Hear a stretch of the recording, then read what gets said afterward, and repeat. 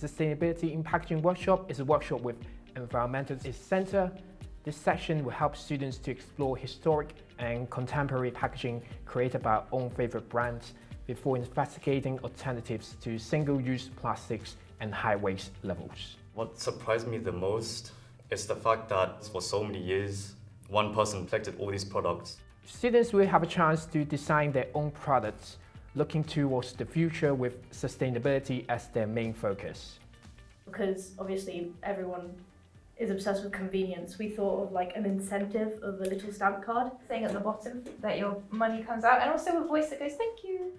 It was interesting learning about the lifetime of materials and how long they take to biodegrade.